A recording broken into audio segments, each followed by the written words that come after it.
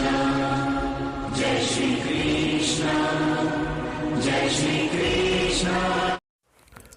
नमस्कार दोस्तों, जय श्री कृष्णा, अभिनंदन। स्वागत है सभी लोगों का आपके अपने चैनल भारतीय ब्लॉगर में। वैसे तो हम एस्ट्रोलॉजिकल प्रेडिक्शन लेकर के आते हैं, लेकिन इस चैनल के ऊपर मैं आप लोगों को कुछ खास जानकारियां भी देता हूं। ऐसी जानकारियां जो हम लोगों को देश और दुनिया के साथ साथ हमारे भारतवर्ष के लिए भी महत्वपूर्ण हो। एक ऐसी समस्या आन पड़ी है जिसमें इसरो ने यह बात बोली है कि भारत के ऊपर ब्लैकआउट का खतरा मंडरा रहा है। जी हाँ, रेडियो ब्लैकआउट का खतरा भारत के ऊपर बहुत बड़े तरीके से मंडरा रहा है और ये एक विचित्र घटना के रूप में आप लोगों को देखने को मिल सकता है कि हकीकत में अगर कोई रेडियो ब्लैकआउट भारत के अंदर हुआ तो उसका असर कितना खतरनाक पड़ेगा आप ये देखिए, क्योंकि 27 सोलर स्ट्रॉम लगातार एक के बाद एक आए हैं और इस बार खतरे की घंटी भारत के ऊपर मंडरा रही है। इस विषय में आप लोगों ने थोड़े समय पहले एक जानकारी भी देखी होगी जिसकी चर्चा आज इस वीडियो के अंदर करेंगे। संक्षेप में आप लोगों को बताऊंगा कि जो हम कह रहे थे कि सूर्य का ये परिवर्तन क्या हकीकत में दुनिया के अंदर एक बदलाव लेकर के आ रहा है और वो बदलाव क्या हकीकत में किसी ब्लैकआउट का कारण बन सकता है। क्योंकि मैंने अभी थोड़े समय पहले 3 महीने या 2.5 महीने पहले एक वीडियो आप लोगों को दिया था कि ब्लैकआउट का खतरा मंडराया, तो वो ही चेतावनी अब इसरो ने दे दी है। अगर इसरो ने इस प्रकार की चेतावनी दी है तो कहीं ना कहीं बात में कुछ तो गंभीरता होगी। तो देखिएगा, वीडियो को लाइक कीजिए, चैनल को सब्सक्राइब कीजिए, बेल आइकन को ऑल पर कीजिए और आगे शेयर कीजिए ताकि अन्य लोग भी इस प्रकार की जानकारी का लाभ उठाएं, अवगत रहें और सच में अपने आप को प्रिपेयर रखें कि अगर ऐसा कुछ हुआ तो क्या होगा।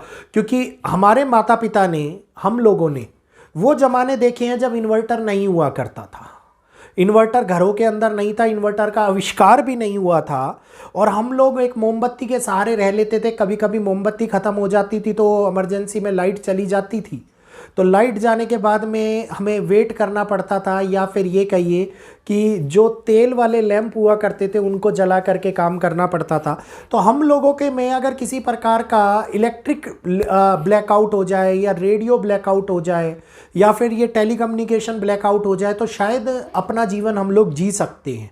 लेकिन आजकल जो ये जनरेशन है जो जुड़ी हुई है टेक्नोलॉजी के साथ में, जिनको सोते टाइम भी मोबाइल हाथ में चाहिए, जगते टाइम भी मोबाइल हाथ में चाहिए, बाहर कुछ कर रहे हैं तब भी मोबाइल हाथ में चाहिए, जो इंटरनेट के बिना नहीं रह सकते क्योंकि इन्होंने वो ज़माना नहीं देखा है जब जीपीआरएस हुआ करता था। आज अब तो ये एमबीपीएस में स्पीड आने लग गई है ना, पहले इतनी हाई स्पीड नहीं थी। जीपीआरएस हुआ था, एक सिग्नल आता था और हम वो स्पीड को देख करके बड़े खुश हुआ करते थे। और जब उसके बाद में 60 की स्पीड आई थी, एमबीपीएस की तो बात ही नहीं करूंगा, एमबीपीएस तो था ही नहीं, तो जब उसमें स्पीड आई थी 60 की केबीपीएस की, किलोबाइट की, तो वो बहुत बड़े तौर के ऊपर जीवन में एक बदलाव लेकर के आई थी इंटरनेट की दुनिया के अंदर। हम लोगों ने वो स्पीड भी देखी। तो एक बार फिर से ही ऐसा समय क्या वापिस आ सकता है? क्या प्रकृति बदल रही है?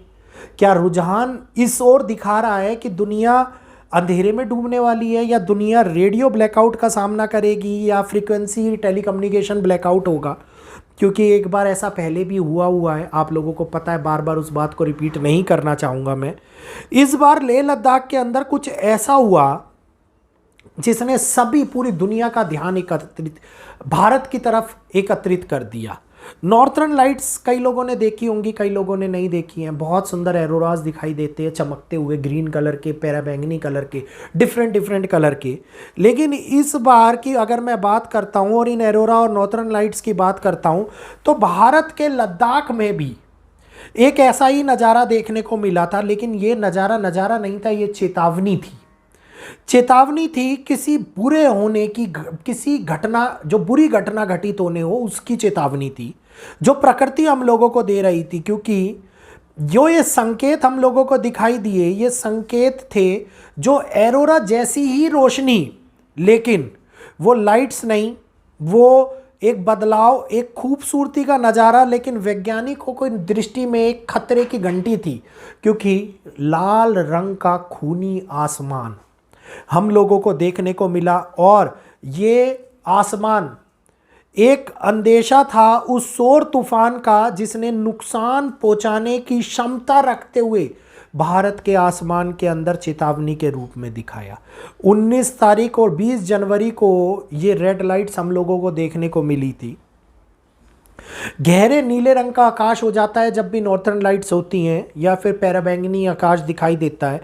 लेकिन ये सूरज की एक्स क्लास की सोलर फ्लेयर जो निकली थी, जिसके बारे में मैंने वीडियो दिया था, यह सबसे ताकतवर फ्लेयर थी और इसने कोरोनल मास इंजेक्शन निकला, जिसके कारण से मैग्नाइट प्लाज्मा और गैस बड़े बादल के रूप में निकले जो 1700 किलोमीटर प्रति सेकंड की रफ्तार से आगे बढ़े। और वैज्ञानिकों ने ये चेतावनी नॉर्थर्न लाइट जैसे खूबसूरत नज़ारे के लिए नहीं, बल्कि उस तूफान के लिए दी जो डिजास्टर क्रिएट कर सकता है, पृथ्वी के ऊपर G4 लेवल की जियोमैग्नेटिक स्टॉर्म ला सकता है, S4 लेवल के सोलर रेडिएशन स्टॉर्म जो 2003 में हुआ था, तेज हुआ था। कुछ इस प्रकार की घटना बड़े तौर के ऊपर घटित हो सकती है। तो ये बात आप समझ लीजिए कि जो इसरो बोल रहा है, भारतीय इंस्टीट्यूट ऑफ एस्ट्रोफिजिक, ये रिकॉर्ड कर रहा है कि वो छठी बार ऐसी घटना हम लोगों को भारत के अंदर देखने को मिल रही है, और ये 20 साल के अंदर बहुत बड़ी तेजी से हो रहे बदलाव को हमारे सामने दिखा रही है। तो प्रैक्टिकली सूर्य का चार्ज पार्टिकल मैग्नेटिक फील्ड के अंदर टकराते ही वायुमंडल को बदलाव ला रहे हैं और दिन प्रतिदिन इनकी तीव्रता बढ़ती जा रही है। उत्तर और दक्षिण के अंदर हम लोगों को ये एहसास हो रहा है कि नॉर्दर्न लाइट्स बार बार देखने को मिल रही हैं, और इसी वजह से मैग्नेटिक फील्ड के साथ टकराने वाली जो चार्ज पार्टिकल से निकलने वाली एनर्जीज है वो भी हम लोगों को आसमान के अंदर देखने को मिल रही है। तो भारत पे खतरा इसलिए है क्योंकि अगर सैटेलाइट्स के ऊपर इनका असर पड़ा, क्योंकि जब ये आसमान में दिखा रहा है और भारत के एरिए पे हो रहा है, तो जितनी भी सैटेलाइट्स है वो ख़राब हो सकती है। इंटरनेट जो चल रही हैं, टीवी वगैरह जो चल रही है, फ़ोन जो चल रही है, वो सब कुछ बाधित हो सकती हैं। और ये मैग्नेटिक शील्ड में सुकड़ करके एक बहुत बड़े तौर के ऊपर हम लोगों को एक लंबे टाइम तक एहसास करा सकते हैं कि ऐसे इवेंट प्रॉब्लम क्रिएट करेंगे। देखने में तो सुंदर लगती हैं, लेकिन सुंदरता दूर से अच्छी लगती है, जब पास जाए तो उसके अंदर जो हालात ख़राब कर देने वाली क्षमता दिखाती है, जिसको हम ये बोलेंगे ब्यूटी एंड द बीस्ट। तो आप ये समझ लीजिए कि इस प्रकार की घटना हम लोगों को देखने को मिल सकती है। जीपीएस बाधित हो सकती है, बैंकिंग बाधित हो सकती है, नेविगेशन बाधित हो सकता है, रेडियो सिग्नल बाधित हो सकते हैं। अंतर्राष्ट्रीय स्पेस स्टेशन के ये कहना है कि जो रेडिएशन शटर हमला बन रहा है, ये भारत की डिजिटल इकोनॉमी, जी हाँ, इंटरनेट और सभी के ऊपर बहुत बड़ा खतरा दिखाई दे रहा है। आदित्य L1 मिशन ने इस बात को ज़्यादा क्लैरिफाई कर दिया है और ये चेतावनी दे रहे हैं कि हमें आगे के लिए तैयार रहना है कि सूरज में बढ़ने वाले तूफान लगातार बढ़ते जा रहे हैं, मुश्किलें दिखाते जा रही हैं। हम उनको ऑब्जर्व कर रहे हैं डाटा को, लेकिन 2026 के बाद में हालात और भी ज़्यादा पैनिक वाले हो सकते हैं। तो हम लोगों को जागने की आवश्यकता है, समझने की आवश्यकता है, सुरक्षित होने की आवश्यकता है, क्योंकि वैज्ञानिकों ने कह दिया है कि इलेक्ट्रिकल दुनिया बहुत ही नाजुक और संवेदनशील है। इसके अंदर कभी भी कोई भी घटना घटित होकर के एक बड़े खतरे को हमारे सामने निकाल करके ला सकती है। तो उम्मीद करूँगा आप लोगों को ये वीडियो आज समझ में आया होगा, जिसके बारे में हम चर्चा कर रहे थे। जब वो सत्य होता हुआ दिखाई दे तो प्रमाणिक तौर के ऊपर चीजें बहुत बड़े बदलाव को लेकर के आती हैं।